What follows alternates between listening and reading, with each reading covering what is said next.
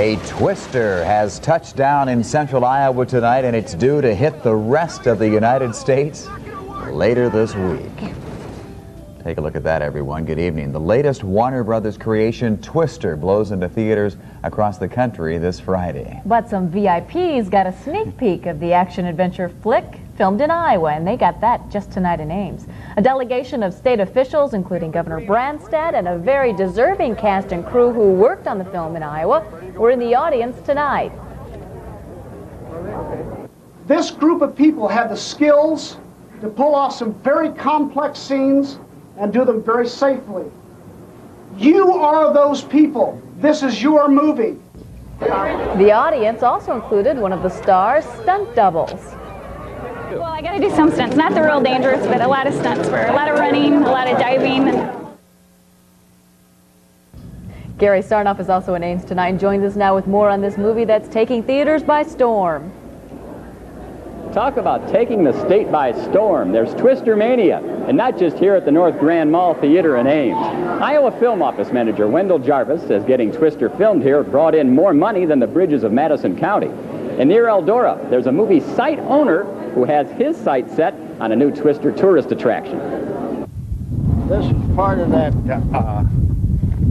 corn crib. If it looks like a tornado just ripped through the old Follett place near Eldora, it did. In the movie Twister, that is.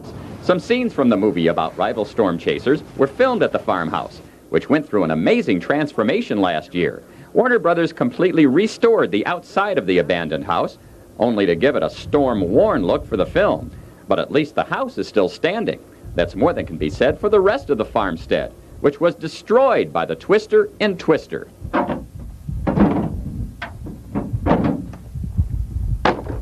For the past 9 months, Chuck Welch and Don Colbert have been cleaning up the mess left behind by the whirlwind of activity at the old Follett place. They've also been restoring the inside of the farmhouse. I imagine you've done some remodeling and some home improvements things. Have you ever had any project, anything like this one? Never. Believe me, never. Now, Colbert and Welch are hoping tourists will begin storming the place. Sightseers have already begun paying $2 to tour the movie site, and there will even be an RV park next month. And that'll help us pay for the electricity and buy parts for the house. Eventually, Welch would love to see this place turned into a Field of Dreams type tourist attraction, hoping in this case, if you destroy it, they will come. Yeah, it is. It's a little something different, you know. I mean, probably once in a lifetime a guy gets into something like this. The RV park at the Twister house is scheduled to open June 10th. Twister will touch down at your local theater this Friday. And this Thursday, I'll put Twister to the screen test. At the special Twister premiere in Ames, I'm Gary Sarnoff. Thanks to Gary for reporting live from the Twister premiere in Ames. I like the tour, just $2, but the tour and the photograph is $5. That's right. And did you notice that sign was right over the no trespassing sign? They don't mind a little trespassing now. We've seen some of the outtakes from this movie. It really is something. It will be incredible. It's amazing, yeah. Gary's so lucky, that lucky guy. Well, Twister is probably not the only must-see list for some people. That's because it might increase, actually, their fear of severe weather. It may not be for everyone. A University of Iowa professor says some people actually have a phobia of severe weather. John Westerfeld says the... And coming up next tonight on News Channel 8 at 10, a 16-year-old boy clinging to life tonight at a local hospital after a near drowning at Camp Sunnyside. Many cases of domestic abuse in the news recently, but one woman has put her attacker on hold. And you've seen the results of his work at your local movie theater. Tonight, you'll meet Iowa's own movie mogul. Your news starts now. And you've seen the blockbuster movies filmed in Iowa tonight. You'll meet the mogul who helped make it all happen. When News Channel 8 at 10 continues. Why can't we spend a normal day together? Bridges of Madison County, Field of Dreams, and Twister. Just a few of the big budget Hollywood films shot here in Iowa. And there have been others, and up next, you'll meet the movie mogul who helped make it all happen here. Stay with us. Was it? Just because...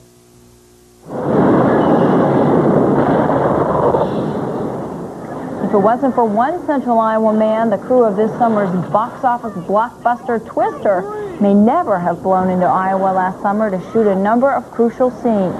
The state of Iowa has gone Hollywood. Seems like more and more movies are being shot here all the time. And who's responsible? Well, it's Iowa's own movie mogul. It's not Steve Carlin, but Steve is here now to tell us the story. That's right, and it's a good story. It was 13 years ago when Wendol Jarvis was working as a photographer for the state that he came up with the idea of creating an Iowa film office. Now, he pitched the idea to his boss, and his boss said, go ahead and research it, but do it on your own time. Jarvis did. He presented his feasibility study to the legislature and the governor. They liked it, and voila, the Iowa Film Office was born. Since it was his idea, he decided to run the place. And now, almost 13 years later, he's the one responsible for bringing 50 motion pictures and more than $90 million in revenue to his home state of Iowa. Jarvis grew up in Norwalk, and even though his list of credits is long and is getting longer by the day, he says choosing a favorite is easy. It's Field of Dreams. If you build it, he will come. Had a real important message for especially fathers and sons. I think it's a very important film for our history. It'll be a film that'll be remembered for generations. I have just created something totally illogical. Kevin was, without a doubt, one of the most down-to-earth, nicest people that I have met. The movie Twister is down to earth, too. In fact, it does a pretty good job of tearing up the earth and everything else in its path. Jarvis cites this film, shot in north-central Iowa, as his most challenging. We had to do a lot of explosions. We had to do a three-story house that we had to build and roll in front of the road and have a truck crash through it. A lot of tornadic damage. We had jet engines bolted to the back of a trailer that we revved up and switched on for the wind scenes for the movie. So there were a lot of potential danger on that film. Even though it was blown to bits in Twister, Jarvis says selling the beautiful Iowa countryside to movie makers is simple. We have some of those beautiful farms and farmsteads in the world, and that's a big selling point for us. Also, some of the small towns that we have around the state are just wonderful period architecture, and that can't be duplicated anywhere else either. Jarvis finds out about new productions on a computer database in his office. He also scans the trade publications. Then, it's a matter of scouting locations all over the state, taking lots of pictures, and making phone call after phone call to people like Clint Eastwood. Jarvis convinced Clint that Winterset was the only place to shoot the Bridges of Madison County. And he says what happened in Winterset is what keeps him going, and what makes his job fun. It's really a wonderful experience to sit and watch that happen, watch how a town is transformed, watch how their civic pride increases because Hollywood chose them to make a film in their community. That's really the great thing about this business. The great thing about the business. And the projector continues to roll. Jarvis says he is currently working on no less than 73 projects. Oh, wow. Did he let you in on any secrets? What's coming our way? Not really, but he did tell me that a part of the movie Edwards and Hunt, starring Chris Farley, Matthew Perry, and Eugene Levy, some big names there, will be shot out in western Iowa starting July 26th. And Kevin, he would not say a word about 1,000 acres. Oh, really? I'm very curious about that, because they have been doing some research on that, taking some pictures up in the story. Yes, they have, and they want that movie very badly, but he would just smile. I wonder what that means. Appropriately enough. It was written by Jane Smiley, right? Right. Thank you very much, Steve. He's a reporter assigned to go from the Chicago headquarters to Iowa to interview and photograph a man described to be an angel. Put it on the front page. Bold. It's a white, fluffy cloud. There you go. A drift of sky. You got it. Along for the ride, his co-workers, a ramshackle journalist played beautifully by Robert Pastorelli, and a mysterious new employee who describes herself as an angel expert played by Andy McDowell. Oh, we don't know exactly how it works with angels. How it works? If he's in the room, then you're with him. If he's somewhere else, then you're not. And that's why we can't see him now. He's not here. Are you impaired in some way that I haven't noticed, miss? Finally, we do meet the John Travolta character, and he really is an angel who has a magnetism that draws women. much to the consternation of the reporters. Yeah. It was right around the time I invented standing in line. You invented standing in line? Before then, everybody just milled around. It was a mess. The Angels' message? Pretty obvious. Remember what John and Paul said? The Apostles? No, the Beatles. All you need is love. But the script of Michael is sharply written, and the supporting cast is beautifully constructed and played. They work together as a unit, and on that basis, a marginal thumbs up. Thumbs up for me, too. I don't mind pop music, nor Ephraim shouldn't be singled out when every single person does pop music in every other movie. No, but she uses a lot of it in place of a scene. It's not just background. She does musical interludes a lot more than anybody else. Doesn't bother me. And what I also did like was the Travolta performance, which I think is interesting in the way he's so laid back.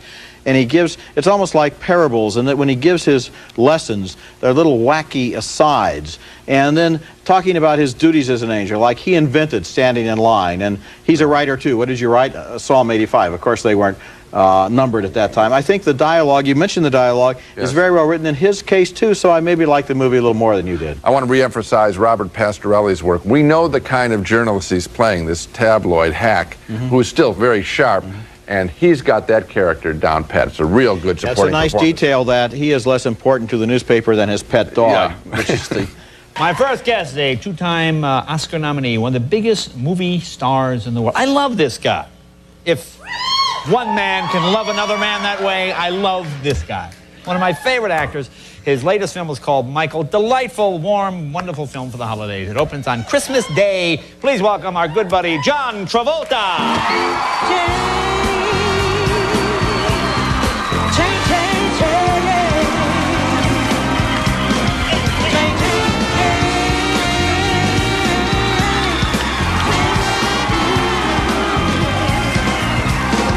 Tell us about the plot of Michael.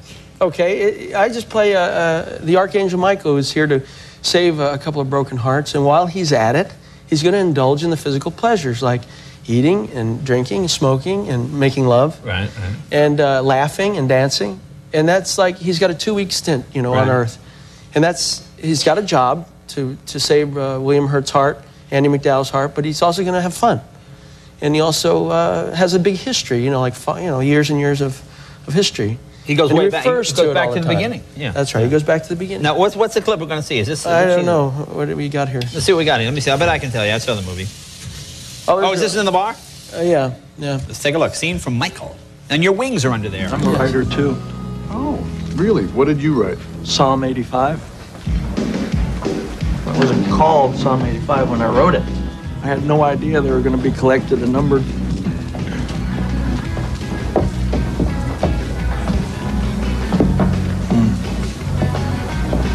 Yeah. It was right around the time I invented standing in line. You invented standing in line? Before then, everybody just milled around. It was a mess. So one guy said, why not make a line? A line for what? To get in. Well,